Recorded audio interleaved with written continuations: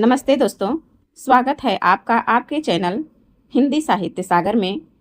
आप में से बहुत से साथियों की लगातार डिमांड आ रही थी कि मैम जो है यूपी पीजीटी के पिछले वर्ष के पेपर्स हल करवाइए।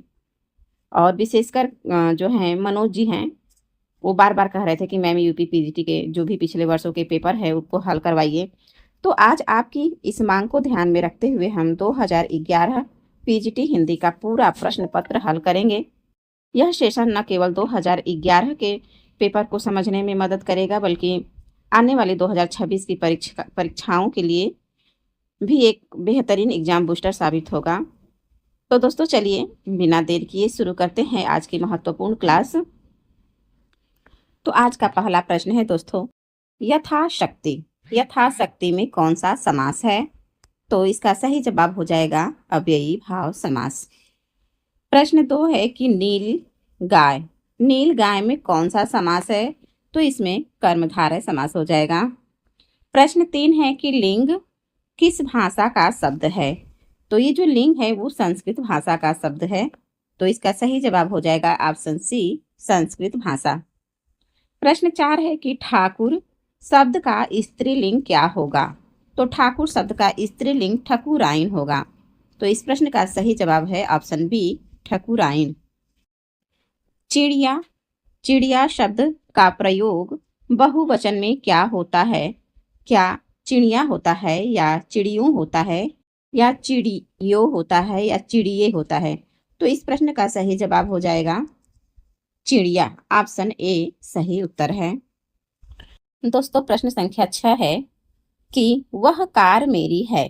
इस वाक्य में कौन सा कारक है? तो वह कार मेरी है, तो इसमें कौन सा कारक हो जाएगा? संबंध कारक हो जाएगा, तो इस प्रश्न का सही जवाब हो जाएगा ऑप्शन बी, संबंध कारक। आगे बढ़ते हैं। अगला प्रश्न है कि अश्व।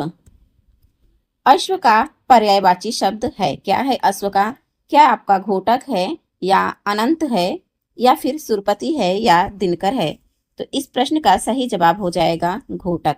घोटक जो है अश्व का पर्यायवाची शब्द है। अगला प्रश्न है कि निम्न में से कौन सा पर्यायवाची शब्द युग्म सही है, सही नहीं है? ठीक है, यहाँ पे हमें देखना है कि इनमें से कौन सा सही नहीं है। तो ए है कमल। कमल का जो है पर्यायवाची मृणाल, ये तो सही है। ओस, ओस का निहार, यह भी सही है। आकाश, आकाश का अभ्र, ये भी सत्य है। गाय, गाय का द्विज, ये तो चारों ऑप्शन ही सत्य है। ठीक है, इसमें चारों सही है, ये विवादित होगा प्रश्न। आगे बढ़ते हैं, ये सभी जो है सत्य है। ए बी सी और डी चारों ऑप्शन ही इसमें सत्य बता रहा है। आगे बढ़ते हैं अगले प्रश्न पे। प्रश्न संख्या 9 है कि उत्थान का विलोम शब्द क्या होगा? तो उत्थान का विलोम पतन होता है। प्रश्न 10 है कि उल्लास का विलोम शब्द क्या होगा? तो उल्लास का नैराश्य होगा। कम बोलने वाले के लिए एक शब्द क्या होगा? तो कम बोलने के लिए जो है एक शब्द होगा मितभाषी, और वाचाल होता है जो अधिक बोलता है, उसके लिए वाचाल का प्रयोग होता है। प्रश्न 12 है कि जिसकी भुजाएं घुटनों तक लंबी हो के लिए एक शब्द क्या होगा? तो उसका सही उत्तर हो जाएगा अजान बाहु, ऑप्शन ए सही उत्तर है। जिसकी भुजाएं घुटनों तक लंबी हो, इसके लिए एक शब्द होगा अजान बाहु। प्रश्न है कि अपने हाथ से स्वयं काम करो, वाक्य का शुद्ध रूप क्या होगा? तो इसका शुद्ध रूप होगा कि स्वयं, अपना काम स्वयं करो, ऑप्शन ए ही सत्य है कि अपना काम स्वयं करो। मुहावरा है कि एकमात्र सहारा। मुहावरे का सही अर्थ क्या होगा? तो इसका सही अर्थ होगा कि अंधे की लाठी। अंधे की लाठी एकमात्र सहारा का अर्थ है। मित्रों यहीं पे चारों ऑप्शन भी देख लेते हैं। आंखों का तारा होना, इसका मतलब होता है अत्यंत प्यारा होना, अत्यंत प्यारा होना। अंधे की लाठी होना तो एकमात्र सहारा हो ही गया। नाक का बाल होना, तो इसका मतलब है बहुत प्रिय होना, बहुत प्रिय होना, प्रिय होना। आंखें बिछाना का मतलब होता है हृदय से आदर करना, हृदय से आदर करना। प्रश्न 15 है कि ऊंट के मुंह में जीरा का सही अर्थ क्या होगा? क्या बहुत थोड़ा होगा, या ऊंट के मुंह में पीड़ा होना, ऊंट को जीरा खिलाना, या फिर पेट भरने के लिए कुछ भी खाना? तो इसका सही जवाब आपको बताना है कि क्या होगा। ऊंट के मुंह में जीरा, तो इसका होगा कि बहुत थोड़ा। अगला प्रश्न है, प्रश्न संख्या 16 है, अभिज्ञान शाकुंतलम नाटक के लेखक का नाम बताइए। तो अभिज्ञान शाकुंतलम नाटक के लेखक जो हैं वो कालिदास हैं। तो इस प्रश्न का सही उत्तर हो जाएगा ऑप्शन सी। यहीं पे चारों ऑप्शन को भी समझ लेते हैं। ये जो भवभूति हैं इनका उत्तर रामचरितम है। भास का जो है बहुत सारा नाटक और एकांकी मिलता है। तो यहाँ पे एक स्वप्नवास दत्त हो गया, ठीक है। उसके बाद जो भारवी है इनका बहुत ही प्रसिद्ध ग्रंथ है किरातार्जुनीयम, और कालिदास का अभिज्ञान शाकुंतलम तो पूछा ही है इस प्रश्न में। प्रश्न है कि इनमें से कौन सा नाटक भास का नहीं है?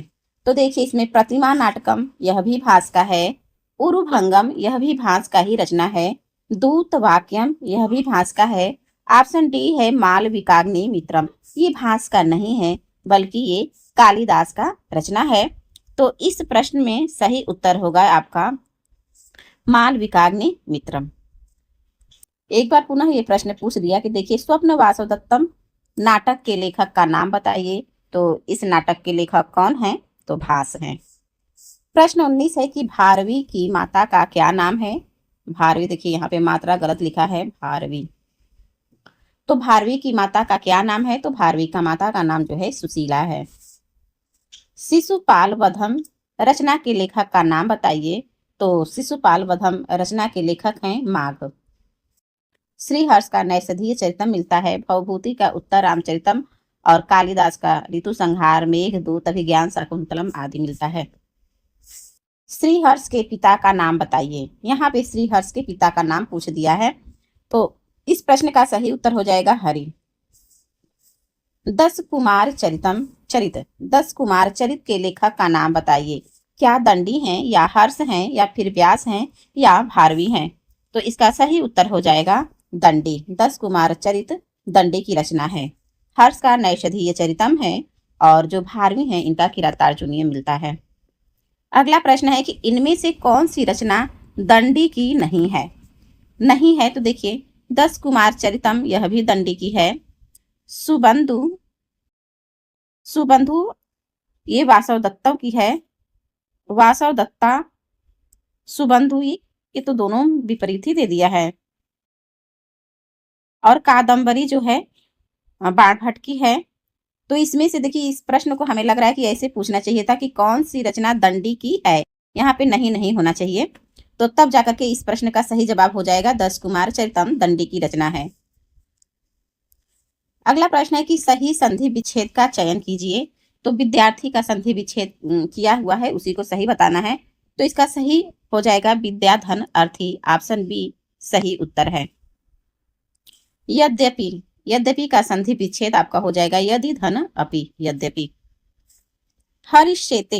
हरिश्चेते शब्द में कौन सी संधि है? तो इसमें विसर्ग संधि है, ऑप्शन सी सही उत्तर हो जाएगा। प्रश्न 27 है कि पितुरिच्छा शब्द में कौन सी संधि है? तो इस प्रश्न का सही जवाब हो जाएगा ऑप्शन सी पितुः धन इच्छा। पितुः धन इच्छा जो है इसका संधि विच्छेद होगा पितुः इच्छा, तो पितुरिच्छा हो जाएगा। तो इस प्रश्न का सही जवाब हो जाएगा विसर्ग संधि। प्रश्न 28 है कि अनुदीनम में कौन सा समास है? तो इस प्रश्न का सही जवाब हो जाएगा अव्ययी भाव समास है। पीतांबर शब्द में कौन सा समास है? तो इसमें बहुब्रीहि समास है। तो 29 का सही उत्तर हो जाएगा ऑप्शन डी बहुब्रीहि समास। नमः शिवाय शब्द में कौन सी विभक्ति है? तो इसमें चतुर्थी विभक्ति है। नमः स्वस्ति स्वधा जो है विभक्ति का है वो चलता है चतुर्थी विभक्ति में, तो इसमें हो जाएगा चतुर्थी विभक्ति। भिक्षुकः पादेन खंजः अस्ति में कौन सी विभक्ति है? भिक्षुकः पादेन खंजः अस्ति मतलब भिक्षुक पैर से खंजा यानी लंगड़ा है, तो इसमें जो है तृतीया विभक्ति लगती है। तो इस प्रश्न का सही उत्तर हो जाएगा तृतीया विभक्ति। कर्णीय शब्द में कौन सा प्रत्यय है? तो इसका सही जवाब हो जाएगा ऑप्शन सी अनियर। करणीयम में अनियर प्रत्यय है। राज्ञा शब्द रूप में कौन सी विभक्ति है? देखिए राज्ञा शब्द दिया है, तो इस शब्द रूप में कौन सी विभक्ति है? तो इसका सही उत्तर हो जाएगा तृतीया विभक्ति है। गमिष्यति धातु रूप में कौन सा काल है? तो ये गमिष्यति जो है भविष्यत काल में चलता है। गमिष्यति, गमिष्यतः, गमिष्यन्ति, गमिष्यसि, गमिष्यथ, गमिष्यथ, गमिष्यामि, गमिष्याव, गमिष्यामः। तो ये गमिष्यति है, इसमें भविष्यत काल है। विद्यालयम निकषा जलाशयः अस्ति का सही अर्थ क्या होगा? क्या विद्यालय से दूर जलाशय है, यह होगा, या फिर ऑप्शन बी विद्यालय के समीप जलाशय है, या ऑप्शन सी विद्यालय के थोड़ी दूर पर विद्यालय है, या विद्यालय के कोने में जलाशय है। तो विद्यालयम निकषाः जलाशयः अस्ति, तो इसका सही जवाब हो जाएगा विद्यालय के समीप, निकषा समीप जलाशय है। तो 35 प्रश्न का उत्तर हो जाएगा ऑप्शन बी। प्रेम सागर किसकी रचना है? तो प्रेम सागर लल्लूलाल की रचना है। प्रश्न 37 है कि इनमें से कौन कलकत्ता के फोर्ट विलियम कॉलेज से संबद्ध थे? क्या लल्लूलाल थे, इंसा अल्लाह खां, सदा सुखलाल या भारतेंदु हरिश्चंद्र? तो इस प्रश्न का सही जवाब हो जाएगा आपका लल्लूलाल थे। फोर्ट विलियम कॉलेज जो कलकत्ता में था उससे संबंधित जो है लल्लूलाल थे, और इनके साथ सदल मिश्र भी थे। 4 लोग थे, जो 2 लोग जो है फोर्ट विलियम के अंदर से कार्य कर रहे थे और 2 लोग बाहर से। तो इंसा अल्लाह खां ये बाहर से थे, और लल्लूलाल और सदल मिश्र जो है फोर्ट विलियम कॉलेज से संबद्ध थे। पौम चरियु किसकी रचना है? तो पौम चरियु जो है स्वयंभू की रचना है, और ये राम कथा पर आधारित है। प्रश्न है कि निम्नलिखित में से कौन सा नाम आदिकाल का नहीं है? तो वीर गाथा काल भी आदिकाल का नाम है, चारण काल भी आदिकाल का नाम है, सिद्ध सामंत काल भी है, लेकिन जो ऑप्शन बी है यह आदिकाल का नाम नहीं है, बल्कि ये आधुनिक काल का नाम है, जिसको आधुनिक काल को आचार्य रामचंद्र शुक्ल जी ने गद्य काल कहा है। तो इस प्रश्न का सही जवाब हो जाएगा ऑप्शन बी जो है गद्य काल। दोस्तों यहाँ पे देख लेते हैं आदिकाल का नामकरण, क्योंकि आदिकाल का नामकरण से एक प्रश्न चाहे कोई भी परीक्षा हो उसमें जरूर पूछता है। तो आइए देख लेते हैं। जॉर्ज ग्रियर्सन जो है आदिकाल को चारण काल नाम दिया है। मिश्र बंधु प्रारंभिक काल। आचार्य महावीर प्रसाद द्विवेदी ने आदिकाल को बीज बपन काल नाम दिया है। आचार्य रामचंद्र शुक्ल ने जो है आदिकाल को वीर गाथा काल कहा है। और जो पंडित राहुल सांकृत्यायन हैं इन्होंने सिद्ध सामंत काल कहा है। आचार्य विश्वनाथ प्रसाद मिश्र ने वीर काल कहा है आधुनिक आदिकाल को। डॉक्टर राम कुमार वर्मा इन्होंने संधि काल एवं चारण काल कहा है आदिकाल को। आचार्य हजारी प्रसाद द्विवेदी जो हैं आदिकाल को आदिकाल कहा है, और इन्हीं का जो कहा हुआ है वो आदिकाल है। सुमन राजे और मोहन अवस्थी ने जो है आधार काल कहा है। 40 प्रश्न है कि इनमें से कौन सा कवि आदिकाल का नहीं है? तो देखिए चंद यह भी आदिकाल के हैं, जगनिक ये भी आदिकाल में आते हैं, दलपति विजय ये भी आदिकाल के हैं। ऑप्शन सी है नाभादास, तो ये आदिकाल के नहीं हैं, बल्कि ये किस काल के हैं?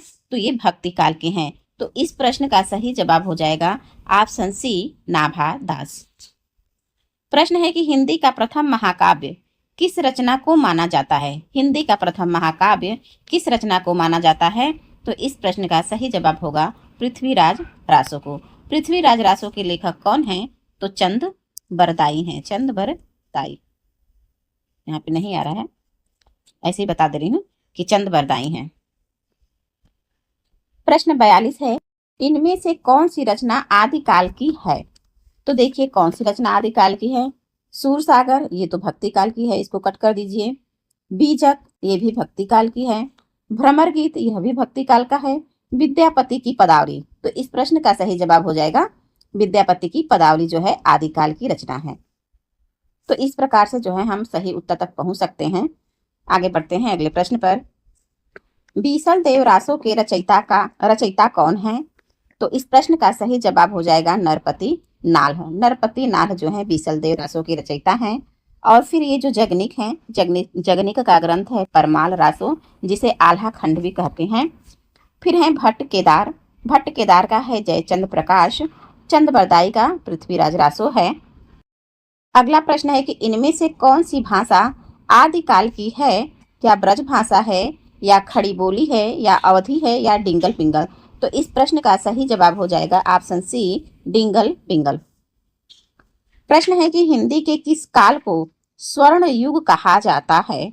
तो जो है भक्ति काल को स्वर्ण युग कहा जाता है। अब प्रश्न ये है कि इस भक्ति काल को स्वर्ण युग कहा किसने है? तो इस प्रश्न का सही जवाब आप लोग हमें कमेंट बॉक्स में बताइएगा। देखती हूँ कि कितने लोग हमारे वीडियो को देखते हैं। ठीक है, तो आज का प्रश्न है आप लोगों के लिए कि स्वर्ण युग भक्ति काल को किसने कहा है?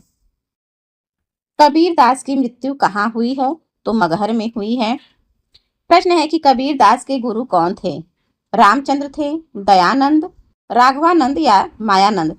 तो देखिए इस प्रश्न में तो ऑप्शन ही नहीं है कि कबीर दास के गुरु कौन थे। कबीर दास के गुरु इन चारों में से कोई नहीं था, बल्कि इनके गुरु थे रामानंद। एक मिनट, रामानंद थे। 48 प्रश्न है कि संत काव्य नाम किसने दिया है? संत काव्य नाम तो ये जो है राम कुमार वर्मा ने दिया है संत काव्य नाम। 49 प्रश्न है कि मसी कागद छुओ नहीं, कलम गह्यो नहीं हाथ, किसके विषय में कहा गया है? तो ऐसा कहा गया है कबीर दास के विषय में। तो इस प्रश्न का सही जवाब हो जाएगा ऑप्शन सी, कबीर दास। एक बार पुनः पढ़ते हैं, मसी कागद छुयो नहीं, कलम गयो नहीं हाथ, तो ये कबीर दास का है। प्रश्न 50 है, अजगर करे न चाकरी, पंछी करे न काम, किसने कहा है? तो यह क्या तुलसीदास ने कहा है, सूरदास ने, रैदास ने, या मलुकदास ने? तो इस प्रश्न का सही जवाब हो जाएगा मलुकदास। इनमें से जायसी की कौन सी रचना नहीं है? आखिरी कलाम यह भी है, अखरावट यह भी है, पद्मावत भी जायसी की है, चित्रावली ये जायसी की नहीं है, बल्कि ये जो है चित्रावली जो है ये उस्मान कवि का है, उस्मान का है। तो इस प्रश्न का सही जवाब हो जाएगा ऑप्शन डी, चित्रावली। कुतुबन के गुरु कौन थे? तो कुतुबन के गुरु जो थे वो शेख बुरहान थे।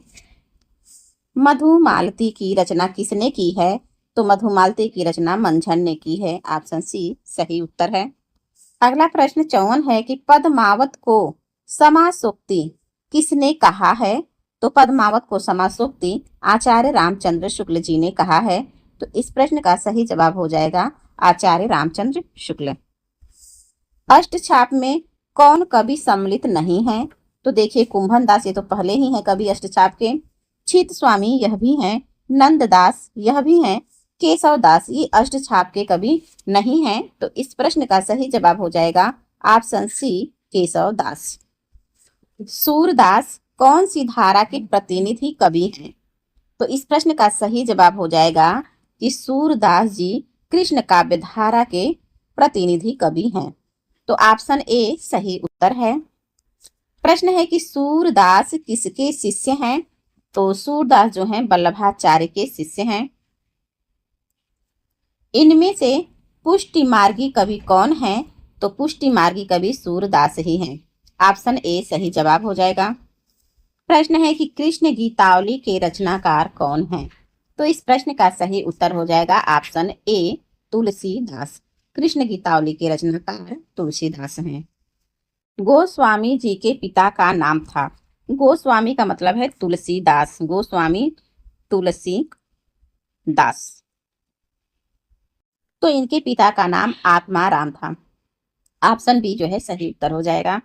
और दोस्तों चारों ऑप्शन नहीं पढ़ रहे हैं, सीधे सीधे बस उत्तर बता दे रहे हैं ताकि आप लोग का समय बचेगा। रामचरितमानस की भाषा है? तो ये अवधि है, रामचरितमानस की भाषा अवधि में लिखा गया है। और ये किसका है रामचरितमानस? तो आप सभी लोग जानते हैं तुलसीदास का है। बिहारी किस धारा के कवि हैं? तो ये रीति सिद्ध काव्य धारा के कवि हैं। दृग उझरत टूटत कुटुंब, जुरत चतुर चित्त प्रीति, यह कथन किसका है? तो ये कथन बिहारी दास का है। और यदि इसमें पूछता कि इसमें कौन सा अलंकार है, तो इसमें असंगति अलंकार हो जाएगा, असंगति अलंकार।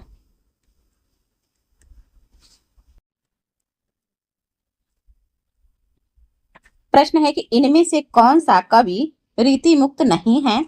तो घनानंद भी हैं, आलम भी हैं, बोधा भी हैं, लेकिन जो बिहारी हैं ये रीति मुक्त नहीं है बल्कि ये रीति सिद्ध हैं। तो इस प्रश्न का सही जवाब हो जाएगा ऑप्शन डी बिहारी। घनानंद किस वर्ग के कवि हैं? तो ये रीति मुक्त कवि हैं घनानंद। इस प्रश्न का सही जवाब हो जाएगा ऑप्शन बी रीति मुक्त। रामचंद्रिका किस कवि की कृति है? तो ये जो रामचंद्रिका है ये केशव दास की कृति है और ये रामचरितमानस की स्पर्धा पर लिखे हैं ये, और ऐसा माना जाता है कि एक ही रात में इन्होंने लिखा है रामचंद्रिका को। बिहारी की रचना का क्या नाम है? तो बिहारी की रचना का नाम है बिहारी सतसई। ऑप्शन बी सही उत्तर है। भारतेंदु जी ने किस पत्रिका का संपादन किया है? तो ये कवि वचन सुधा का संपादन किए हैं। कवि वचन सुधा जो है 1868 ईस्वी में इसका संपादन किए थे। भारतेंदु जी ने किस नाटक में स्वयं अभिनय किया है? तो वो है जानकी मंगल। जानकी मंगल में जो है भारतेंदु जी ने खुद ही अभिनय किया था। तो इस प्रश्न का सही जवाब हो जाएगा जानकी मंगल। भारतेंदु कालीन किस उपन्यास में आधुनिकता की शुरुआत मानी जाती है? तो इसका सही जवाब हो जाएगा परीक्षा गुरु से। 71 प्रश्न है कि द्विवेदी युग की कविता है।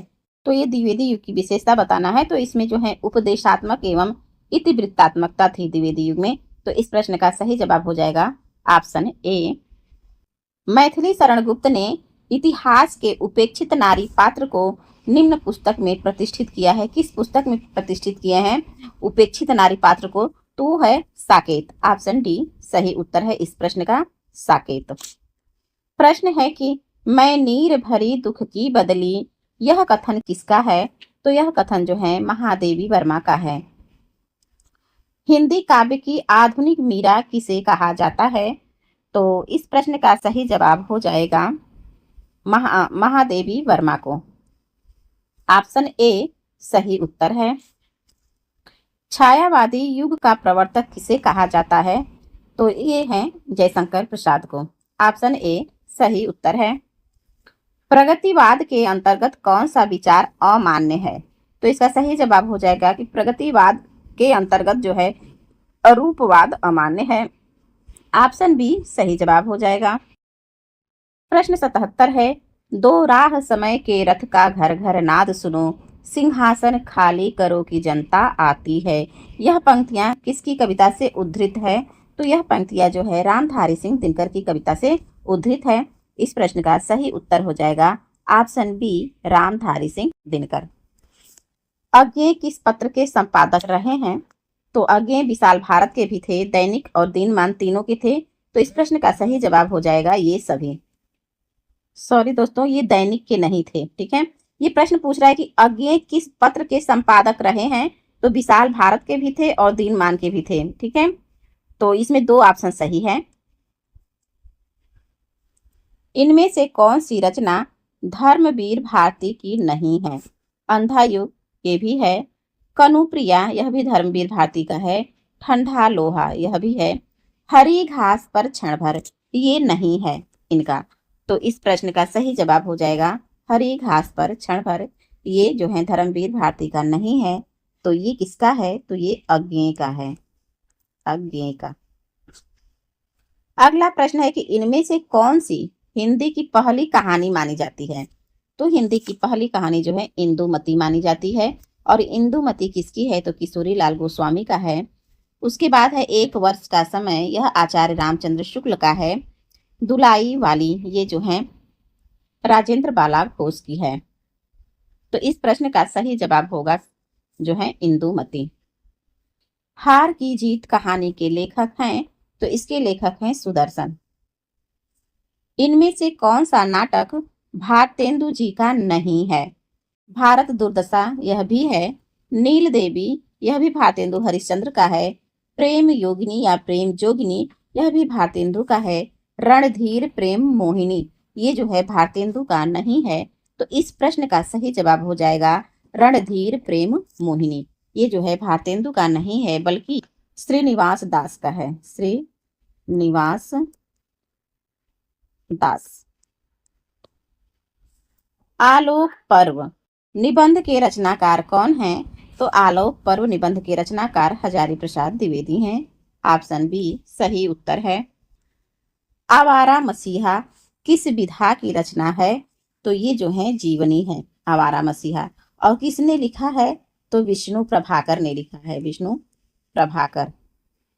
किसके जीवन के ऊपर लिखे हैं? तो शरत चंद्र के ऊपर लिखे हैं, शरत चंद्र। अगला प्रश्न है कि इनमें से कौन सा लेखक जीवनी लेखक नहीं है? ठीक है, तो रामविलास शर्मा भी है, अमृत राय भी हैं, विष्णु प्रभाकर भी हैं, लेकिन अज्ञेय नहीं है। तो इस प्रश्न का सही जवाब हो जाएगा ऑप्शन बी। प्रेमचंद का कौन सा उपन्यास गांधीवाद से प्रभावित है? तो ये जो ऑप्शन सी रंगभूमि है, यही गांधीवाद से प्रभावित है। तो इस प्रश्न का सही जवाब हो जाएगा ऑप्शन सी रंगभूमि। आंचलिक उपन्यासों का प्रवर्तक किसे माना जाता है? तो आंचलिक उपन्यासों का प्रवर्तक जो है फणीश्वर नाथ रेणु को माना जाता है। तो इस प्रश्न का सही उत्तर हो जाएगा ऑप्शन सी फणीश्वर नाथ रेणु। हिंदी साहित्य के पहले रिपोर्टाज लेखक होने का श्रेय प्राप्त था, किसको श्रेय प्राप्त था? तो शिवदान सिंह चौहान को। ये शिवदान सिंह चौहान जो है हिंदी साहित्य के पहले रिपोर्टाज लेखक हैं। विवेकी राय द्वारा रचित कृति बाढ़ बाढ़ बाढ़ हिंदी साहित्य की किस विधा की प्रसिद्ध रचना है? तो ये जो है रिपोर्टाज साहित्य है। तो इस प्रश्न का सही जवाब हो जाएगा ऑप्शन डी रिपोर्टाज साहित्य। प्रश्न 90 है कि हमारी यात्रा के यात्रा वृत्तकार हैं? तो ये हैं लोचन प्रसाद पांडे। हमारी यात्रा जो है यात्रा साहित्य किसने लिखा है? तो लोचन प्रसाद पांडे ने। प्रश्न है अमिट रेखाएं के संस्मरण रेखा चित्रकार कौन हैं? तो ये हैं सत्यवती मल्लिका। इस प्रश्न का सही उत्तर हो जाएगा ऑप्शन बी सत्यवती मल्लिका। महादेवी वर्मा के रेखा चित्र इनमें से कौन सा नहीं है? अतीत के चलचित्र या स्मृति की रेखाएं या पथ का साथी या उपरोक्त सभी? तो इस प्रश्न का सही जवाब हो जाएगा पथ के साथी। ये रेखा चित्र नहीं है, बल्कि ये महादेवी वर्मा का संस्मरण है। प्रश्न है कि महावीर प्रसाद द्विवेदी द्वारा संस्मरण नहीं है, यानी कि महावीर प्रसाद द्विवेदी द्वारा लिखा गया संस्मरण कौन सा नहीं है? तो क्या अनुमोदन का अंत नहीं है, या इधर उधर की बातें, या सभा की सभ्यता, या ऑप्शन डी विज्ञानाचार्य बसु का विज्ञान मंदिर? तो इस प्रश्न का सही जवाब हो जाएगा ऑप्शन बी इधर उधर की बातें। ये जो है महावीर प्रसाद द्विवेदी का नहीं है। और अनुमोदन का अंत, सभा की सभ्यता और विज्ञानाचार्य बसु का विज्ञान मंदिर, ये तीनों जो है संस्मरण महावीर प्रसाद द्विवेदी जी का है। प्रश्न है कि नेताजी सुभाष चंद्र बोस द्वारा लिखित अपनी आत्मकथा का क्या नाम है? तो इस प्रश्न का सही जवाब हो जाएगा तरुण के स्वप्न। तरुण के स्वप्न जो है नेताजी सुभाष चंद्र बोस द्वारा लिखी गई अपनी आत्मकथा है। प्रश्न है कि रस की संख्या 8 किसने मानी है? तो इस प्रश्न का सही जवाब हो जाएगा भरत मुनि ने। भरत मुनि ने रस की संख्या 8 मानी है। प्रश्न है कि संचारी भावों की संख्या कितनी होती है? तो इस प्रश्न का सही जवाब हो जाएगा 33। 33 जो है संचारी भावों की संख्या होती है। वीर रस प्रधान रचना में कौन सा गुण प्रधान होता है? तो जो वीर रस प्रधान रचना होती है उसमें ओज गुण जो है प्रधान रहता है। तो इस प्रश्न का सही जवाब हो जाएगा ओज गुण। राम को रूप निहारती जानकी कंकन के नग की परछाई, उपरोक्त पंक्ति में कौन सा रस है? तो इसमें श्रृंगार रस है। इस प्रश्न का सही जवाब होगा ऑप्शन डी श्रृंगार रस।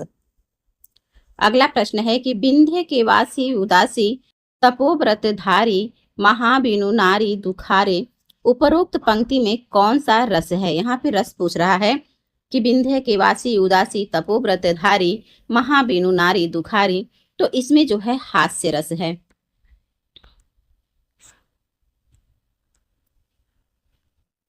इस प्रश्न का सही जवाब हो जाएगा हास्य रस। अगला प्रश्न है कि चौपाई छंद में कितनी मात्रा होती है? क्या 11 मात्रा होती है, 12 मात्रा, 16 मात्रा या 18 मात्रा? तो जो चौपाई छंद है इसमें जो है 16 मात्रा होती है। तो इस प्रश्न का सही जवाब हो जाएगा ऑप्शन सी 16। 101 संख्या का प्रश्न है कि दोहा छंद का विपरीत कौन सा छंद होता है? तो दोहा छंद का विपरीत छंद जो है सोरठा होता है। तो इस प्रश्न का सही उत्तर हो जाएगा सोरठा, ऑप्शन ए। जहां वर्णों की आवृत्ति बार बार होती है उसमें कौन सा अलंकार होता है। देखिए पूछ रहा है प्रश्न कि जहां वर्णों की आवृत्ति बार बार होती है वहां पे कौन सा अलंकार होता है, तो वहां पे अनुप्रास अलंकार होता है। प्रश्न है कि दृग उझरत टूटत कुटुंब जुरत चतुर चित्तप्रीत में कौन सा अलंकार है। तो यहाँ पे जो है इस प्रश्न को मैं पहले भी बता चुकी हूँ। वहां पे पूछा था कि ये पंक्ति किसकी है, तो ये पंक्ति बिहारी की है और इसमें अलंकार कौन सा है, तो इसमें असंगति अलंकार है। तो ऑप्शन बी जो है सही उत्तर है। अगला प्रश्न है कि जहां शब्द प्रत्यक्ष अर्थ को त्याग कर किसी और ही अर्थ की प्रतीति कराए। ठीक है, कह रहा है कि जहां शब्द प्रत्यक्ष अर्थ को त्याग कर किसी और ही अर्थ की प्रतीति कराए जो उसके प्रत्यक्ष अर्थ की अपेक्षा अधिक चमत्कार पूर्ण हो। काव्य शास्त्र के अनुसार यह किसका लक्षण है। यह लक्षण क्या रस का है या अलंकार का है या ध्वनि का है। तो इस प्रश्न का सही जवाब हो जाएगा ऑप्शन सी, ध्वनि। 105 प्रश्न है, अभिधा उत्तम काव्य है, मध्य लक्षणाहीन, अधम व्यंजना रस बिरस, उलटी कहत नवीन। शब्द शक्ति के विषय में निम्नलिखित कथन किसका है। तो ये कथन किसका है, तो इस प्रश्न का सही उत्तर हो जाएगा ऑप्शन सी, कवि देव कवि का है ये। अभिधा उत्तम काव्य है, मध्य लक्षणालीन, एक मिनट, अभिधा उत्तम काव्य है, मध्य लक्षणाहीन, अधम व्यंजना रस विरस, उलटी कहत प्रवीण। तो ये पंक्ति देव कवि का है। प्रश्न है कि को घटिए वृष भानुजा वे हलधर के वीर, इनमें से कौन सी व्यंजना है इसमें। को घटिए वृष भानुजा वे हलधर के वीर, तो इसमें जो है आर्थी व्यंजना है। इस प्रश्न का सही जवाब हो जाएगा ऑप्शन बी, आर्थी व्यंजना। अगला प्रश्न है कि किस शब्द शक्ति की प्रतीति सबसे पहले हुआ करती है। तो इस प्रश्न का सही जवाब हो जाएगा अभिधा। अभिधा शब्द शक्ति की प्रतीति सबसे पहले हुआ करती है। प्रश्न है कि हिंदी भाषा की उत्पत्ति हुई है किससे हुई है। क्या वैदिक संस्कृत से हुई है, लौकिक संस्कृत से हुई है, सौर सेनी अपभ्रंश से हुई है या प्राकृत से हुई है। तो इस प्रश्न का सही उत्तर हो जाएगा सौर सेनी अपभ्रंश से हुई है हिंदी भाषा की उत्पत्ति। प्रश्न है कि अपभ्रंश के प्रथम महाकवि कौन थे। तो अपभ्रंश के प्रथम महाकवि स्वयंभू है। और प्रश्न है कि अपभ्रंश के प्रथम महाकवि स्वयंभू हैं, तो अपभ्रंश का प्रथम महाकवि स्वयंभू को किसने माना है। इस प्रश्न का उत्तर आप सभी लोग कमेंट बॉक्स में जरूर बताइएगा। ये प्रश्न आप लोगों के लिए है, इसका उत्तर आप लोग बताइएगा। प्रश्न है 110 नंबर का कि देवनागरी लिपि में स्वर वर्णों की संख्या है कितनी है। तो देवनागरी लिपि में जो है स्वर 11 होते हैं। तो इस प्रश्न का सही उत्तर हो जाएगा ऑप्शन ए, 11 वर्ण। इनमें से पश्चिमी हिंदी की बोली कौन सी नहीं है।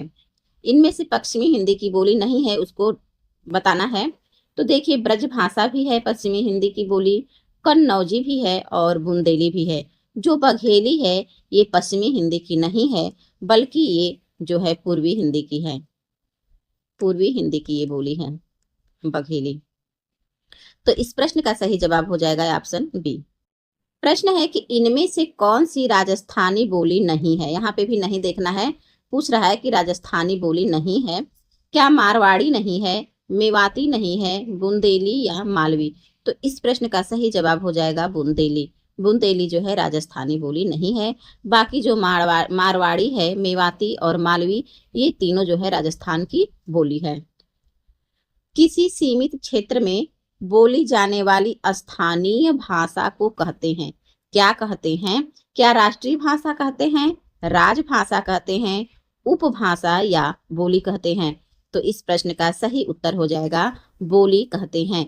सीमित क्षेत्र में बोली जाने वाली स्थानीय भाषा को जो है बोली कहते हैं। तो इस प्रश्न का सही उत्तर हो जाएगा आपका बोली। पूर्वी हिंदी का विकास इनमें से किस अपभ्रंश में हुआ है। क्या नगढ़ से हुआ है, खस से, मागधी से या अर्धमागधी से? तो इस प्रश्न का सही जवाब हो जाएगा अर्धमागधी। अर्धमागधी से जो है पूर्वी हिंदी का विकास हुआ है। प्रश्न है कि अपभ्रंश काव्य का सुप्रसिद्ध छंद कौन सा है? यहाँ पे बताना है कि अपभ्रंश काव्य का सुप्रसिद्ध छंद कौन सा है। तो इसमें जो है ये जो पद्धति छंद है यही होता है, यही ऑप्शन सही है। 115 का सही उत्तर है ऑप्शन बी। ध्वनि को काव्य की आत्मा मानकर ध्वनि संप्रदाय का प्रतिपादन किसने किया है? क्या दंडी ने किया है, मम्मट ने, विश्वनाथ ने या आनंद वर्धन ने? तो इस प्रश्न का सही उत्तर हो जाएगा आनंद वर्धन, ऑप्शन डी। ध्वनि संप्रदाय को व्यवस्थित करने का श्रेय किसे जाता है? व्यवस्थित करने का श्रेय, तो इस प्रश्न का सही उत्तर हो जाएगा अभिनव गुप्त, ऑप्शन सी सही उत्तर है। कन्नौजी हिंदी की किस उपभाषा की एक बोली है? तो ये जो कन्नौजी है ये पश्चिमी हिंदी की उपभाषा की एक बोली है। तो इस प्रश्न का सही जवाब हो जाएगा ऑप्शन बी पश्चिमी हिंदी। प्रश्न है कि इनमें से कौन सी ध्वनि अंतःस्थ नहीं है? ठीक है, तो व भी है, र भी है और ल भी है, लेकिन जो ये ब है ये नहीं है। यहाँ पे प्रश्न पूछ रहा है कि कौन सा नहीं है, तो ऑप्शन बी ब सही उत्तर है। आगे बढ़ते हैं अगले प्रश्न पर। अगला प्रश्न है कि द ध्वनि का उच्चारण स्थान बताना है। तो द ध्वनि का उच्चारण स्थान होगा, इसका सही उत्तर हो जाएगा बी दंत, ऑप्शन बी जो है सही उत्तर है। तालव्य से जो है च वर्ग बोला जाता है, च, छ, ज, झ, य और य, श भी। और जो कंठ ध्वनि है इससे क, ख, ग, घ, अंग और ह भी बोला जाता है, अ भी। उसके बाद जो ओष्ठ है तो ओष्ठ से प, फ, ब, भ और म बोला जाता है। आगे बढ़ते हैं अगले प्रश्न पर। प्रश्न 121 है कि खेती किस शब्द का तद्भव रूपांतरण है? तो ये जो कृषि का तद्भव रूपांतरण है खेती। डंडा शब्द है, डंडा शब्द क्या है? तत्सम है, देशज है, तद्भव है या विदेशज है? तो इस प्रश्न का सही जवाब हो जाएगा विदेशज, सॉरी तद्भव है। जो डंडा है ये तद्भव शब्द है।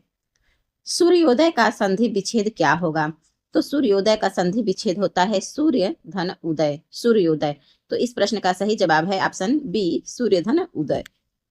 प्रश्न है कि किस संधि में स्वरों का परिवर्तन य, र, ल और व में होता है? तो ये जो है य, र, ल, व परिवर्तन होता है यण संधि में। तो इस प्रश्न का सही जवाब हो जाएगा ऑप्शन डी यण संधि। नायक का सही संधि विच्छेद क्या होगा? तो इस प्रश्न का सही जवाब हो जाएगा नय धन अक, नायक, ऑप्शन डी सही उत्तर है। तो दोस्तों यह था 2021 पीजीटी हिंदी का संपूर्ण हल। उम्मीद है कि इन प्रश्नों के विश्लेषण से आपको अपनी तैयारी का सही अंदाजा लगा होगा। अगर आपको यह वीडियो पसंद आया हो तो और आप चाहते हैं कि मैं इसी तरह अन्य वर्षों के पेपर्स भी हल कराऊं तो कमेंट बॉक्स में ज़रूर बताइएगा। क्लास पसंद आई हो तो लाइक करें और अपने दोस्तों के साथ शेयर करना न भूलें। चैनल पर यदि नए हैं तो हिंदी साहित्य सागर को सब्सक्राइब जरूर कर लें। मिलते हैं अगली क्लास में, तब तक पढ़ते रहिए और आगे बढ़ते रहिए। धन्यवाद।